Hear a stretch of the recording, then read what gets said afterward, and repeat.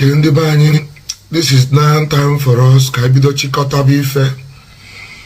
assignment given to us, to gather it up and deliver the assignment neatly. Is not my job. It's an assignment given to me by the Holy Spirit, by God, who has always used me and sent me on this type of mission against insurgents. I call it insurgents because the whole idea is for conversion and reconciliation. Take note of it. For no jealousy, now misunderstand them. Reverend Father, you are free to say it's jealousy, but I just want to correct. It's not jealousy. It's all about the ministration of the prophetic that takes different dimension to rebuke, to reprimand. Love is supposed to be there. I just want to apologize for those who misunderstood my outburst during the interview with Mwikuku. Such is unpriestly, and I regret when I was saying Ebuka is so impure, Ebuka is so impure. That voice was not the voice of God at that moment. Anger took over. I'm not supposed to say that because it's still a human being that has soul to be saved. But the assignment is being carried by a human being. There must be mistakes. I can't claim that I have 100% accuracy. Now, it is now time to evaluate and then to make prospective things. I pray that before the end of this week, we will have a date when I will conclude with the 20 decades of the Rosary and Benediction. I conclude all this and pass it on to God. And even if I hear that Ebuka carry himself and throw down from any cliff, you won't hear my voice again. The game plan is just for the word of God to witness against the insurgents and to point out that this is not good. So our expectation, our expectation from all this: conversion, radical turnaround on the mode of operation in Zion ministry, reconciliation, radical turnaround of Ebuka back to the bishops, back to the church. If you can write an open letter to the bishop addressing them to open up dialogue, because the bishop won't come to you again because they have spoken through the archbishop and no bishop can counter what the archbishop have said, and it's just there. Now, for the result we expect in the life, the positive result or positive import of our agitations against Ebuka and Zion towards the souls in Zion ministry is not for them. What we expect is not for them to disperse from Zion ministry, even though we recommend it, but we don't expect such result. The goal is so that you become more creative in thinking, so that ane buzia mama uchegadia, ane kuna mirakora uchegadia, inekato waganya oburu n'eziokwu nine we miracle noro. But by the time you see yourself, this is just to provoke what we call introspection, self-reflection, provoke you to be thinking. No way your personal, no your spiritual life, no your moral life, no your finances, no your children, no your family, no your marriage. Obro ne word mean na Zion mana digi nketa ngelo moge na anu chamogo. So it's not a matter of that. So the result is to make Zionites to begin to think. There's no amount of I know that insult will be part of it. Now, in Chikota Kaineme, the challenge that they threw against the priests who were trying to correct the negative practices of Zion as being unchaste, we answered it. And we threw our own challenge. We expected them to come up and authenticate their virginity in order for us to conclude, but we didn't see them. We have not heard that they did. Now we encourage all those mothers, all those fathers who are saying Ebuka is a virgin. You can as well come out as we did and swear. Put your feet on the ground, raise your hands and place on the ground and swear it. If you are defending Ebuka, insulting me, and you cannot swear, it's you know the only pure, virgin, uncontaminated. If you cannot swear to it, then know it that you are hypocratizing. I won't call you a hypocrite, but know it that you are hypocratizing. So that is it. You are just deceiving yourself. And you know, I know instead of you to come and defend, or Ebuka the engineer, come out and swear for him if he's too big, or any Zionite, any of those women, any of those men, or those people, come out and defend him. If you cannot swear, it's not a problem. We know the truth. I know by now they'll be ganging up, holding meeting. Our Lord is a Mogono. Hold your meeting from today. Use those energy you hold that meeting and reform the Zion ministry for your own good. If you're holding the meeting, you're wasting your bloody time. Because the Lord God of Israel has given me the robe of righteousness and covered me with his garment of salvation. And his mercy is speaking in my life. So, you people are millions. Your number is so large. And yet, among those millions,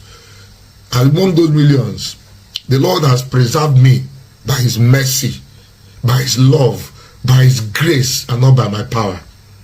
I interacted with people, close, lived with them, lived in their houses, slept many days.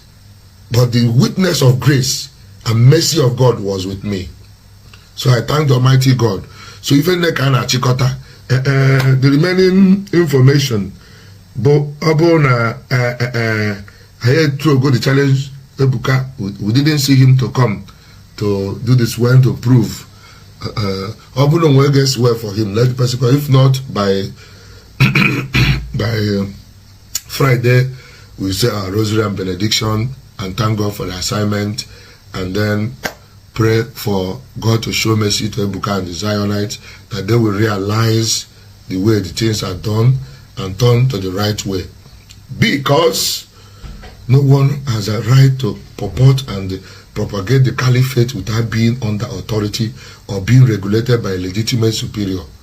So that is one. Number two, being our children being raised, the other side of truth you have not seen. In the church we have catechists.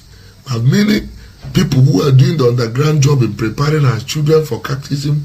A guru moha hato anato really akwado have for confirmation. A mefa bro Catholics. Now when a person now single-handedly begin to indoctrinate and gain the attention of majority of the Catholics, and then they now begin to tend it towards what our doctrines stand against and produce contents that contradict our belief. You ask us not to talk. You call us Facebook priests because we come to bear witness to the truth where we are called to bear witness, and yet it's not the first time we are doing it. We have had track record of 4 different versions of this type of combating of these insurgents, and then you judge us. May God show me mercy and protect me. I know you are going about looking for making research. You go research tire. You will research tire, and God will not allow you to succeed. And any meeting you are holding, you'll be confused. Confusion will be in your meeting. You will eventually begin to carry upon your head. The power of the word of God is Psalm 140 verse 8 and 9 will be upon you, because the threat you raise against me will surely fall back on you. If I'm saying it, making this agitation out of jealousy, let God judge me. But if it is an assignment that God gave to me, and as he has always used me, may he preserve me and put everyone who is seeking, who is being sourcing, any woman or man who will be used to tell lies or concoct story or gang up, may he put them to shame and everlasting disgrace. And I release this word as a prophet, and I ask the word of God and his mercy to shield and protect me. In the name of the Father, and of the Son, and of the Holy Spirit. God bless you. It may appear I use left hand because it's front camera. I never use left hand. God bless you. Biko, a very quick one. Nihe wasara Ebuka Obi Zion Ministry na Lovett. Bonye gara nye egba ama kedi ha na akpụ ya. Akụkọ egba ama. Yes, testimony. Akụkọ egba ama. Ọtụtụ ndị mmadụ ekwuola ihe dị iche iche. Ahụra m posts, ahụra m articles, ahụra m videos. I have seen.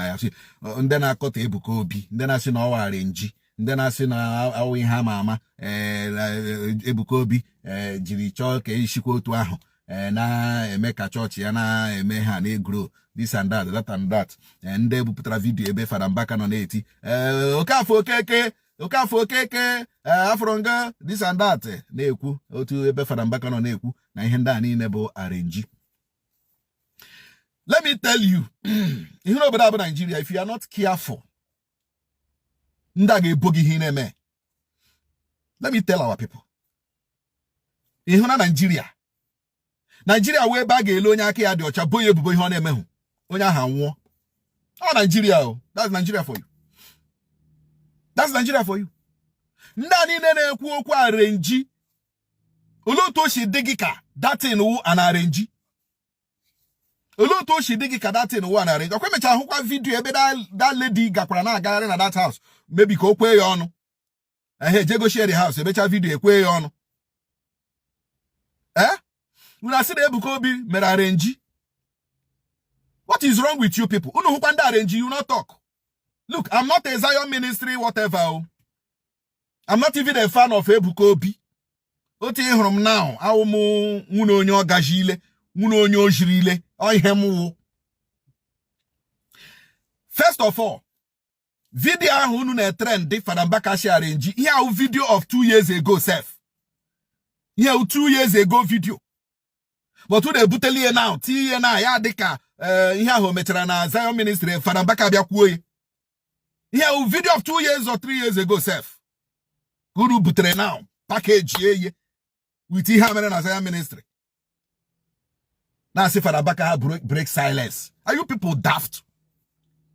You sure you know ma? Video I hold yata. Video Fada Mbaka kwuru that thing. I hold ya today. Fada Mbaka break silence. Lebotunu shibo Fada Mbaka n'ọrụ onwe ebubo. Lebotunu shibo Fada Mbaka n'ọrụ onwe ebubo. Ode onye dị ka ga-blame na that testimony enyere. O wee Ebuka Obi ka ihe blame. Ka Olovet Helen ka ihe blame. Who will you blame? Ole ihe unu ga-eji lecha somebody bịara nye testimony. Testimony dịrị mmadụ na chi o. Let me tell our people. Testimony a na-enye na church dịrị mmadụ na chi. Some people, I have seen it happen. Some people na-enye testimony in anticipation of what they desire in future. I have seen it happen. For the Bible says that if your faith is as little as mustard seed, you can point at that mountain and say, ye mountain, remove yourself from this place, go to the other place. That is article of faith. I have seen people who believed and hoped that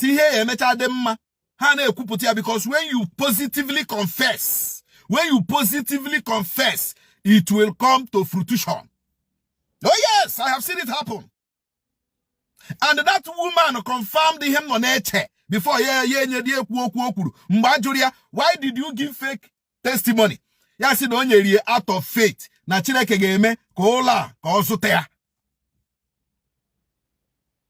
But unfortunately for the woman, Omeriena the church is controversial already.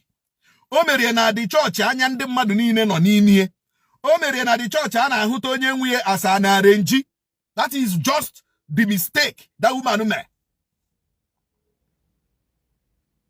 That is just the mistake. We who be onye ga-ajụ nna ha fa ole otu ọ dị. Ọ dịghịkwara onye ahụ mma o, mana ọ ga-asị gị nịarị mma. Ị ga-ahụ somebody that agụrụ na agụgbo onwe hụ shishi onwe hụ nri ọ ga-eri na yard, mana nna ha fa iri ekpele nri ya asị gị na eri elie. These things are positive confessions. Ihubeghị onye moto gbafere ya to bụta ka ịhụ na moto aga m agba gị. Ịhụ na this car, I must ride this car. This is positive Confession. So when we analyze this, let us analyze it with wisdom. Let us not analyze it with bitterness. Let us not analyze it with antagonistic feudum. Let us analyze things, placing things side by side, x-raying things, you know, trying to form a complete conclusion. Oh, Piam, because hey, Ebuka Obi Zion ministry. Piam, hey, RNGO. Ona here, ebeni la RNG. Una gebudo Ebuka Obi Ebu for crying. I won't fan ya. I'm not his fan. But una gebudo Ebuka Obi. Will you people kill this man for the gift God gave him? Fadambaka passed through this thing. Fadambaka passed through this arrange of a stuff. Unechefuele. Unechefu yoseso. Now Fadambaka also passed through this arrange of a stuff. When a great man of God, in fact, when a man, somebody that is prominent, somebody that is a celebrity, and then we go to Ebubo, but we cause Eburie. There is nothing like a range in that testimony. There is nothing like a range in that testimony. And fortunately enough, Zion ministry that they have arrested the woman. But I want to tell you people, when he gave me that woman, there is nowhere it is written in the constitution of Nigeria that when somebody gives false testimony, not false information, false testimony, the person should go to jail. That woman a half year. You only testimony. Ibama. You only testimony. Ibama. So allow the woman be. The woman made a positive confession. But the church is controversial. The church that is the only problem. I know the churches are this kind of testimonies. Police for. All these churches are yes. But not because Ebuka Obi was our ministry. How one day we move, how one day we fly. Some people are not happy. Like I said, I won't come fan here. Zion. But let us be neutral. Whenever we are giving, we are analyzing. I want to hear some of them, the father kukure. I want to hear this other, but that is not the issue. That is not the issue. We Ebuka Obi because of the gift God gave him. I don't go to him because I speak for the people or because Nosokwa defends the poor. You don't say that you go die now. Now you go die. They don't try many times. But then they die. Now then they get accident. Now then they get gas accident. Now then they die. No harang. And don't hang. So don't kill anybody because of the gift God gave him or her. Or else, allow Zion ministry be. Allow Ebuka Obi be. Happen to Fadambaka aka. At the end of the day, onye obula ga-aga n'ihu Chukwu kwuo otu o shiri bie ndụ ya. O ebe m nu and o ebe nkwu. Until Ebuka Obi emewezie arrange, we will know. But for now, in another testimony, it is not at the arrange. We see no video on a trend. Fadambaka jikwe break ye silent. O jikwe break ye leg, break ye neck. Kushini ya. Some of you nebute causes on yourself, but you don't know. Ihe awula basara nde etere mmanu, mu anu mete kwere mmanu. Ando kwa ki ihe basara m, wefa aka na ya. Ihe awula basara nde etere mmanu, no dey talk anyhow. Agbacha ikuchakwa ala mi ya. Ai hu arrange, ai ga ama. Chukwu kika bia ma marala na mu hu arrange. I will know. Akwande ba mu na ha arokola no. mụ na ha arụkọọla enwere nke arenji well. Ọ mgbe m bịa chọpụta na arenji ka a na-eme ya abịa kpọ na fon ọsị ị chọrọ ka egbuo nkụlụ gị ọsị egbuo ye ankụlụ m egbuola egbu ankụlụ m merụ ka mee ka ọzọ gbuo ankụlụ ọsị a ga-akpọ gị by 5 minutes na a ga-akpọ gị na fon before you know it phone aring ya onye ahụ aza kọl ọnwụọla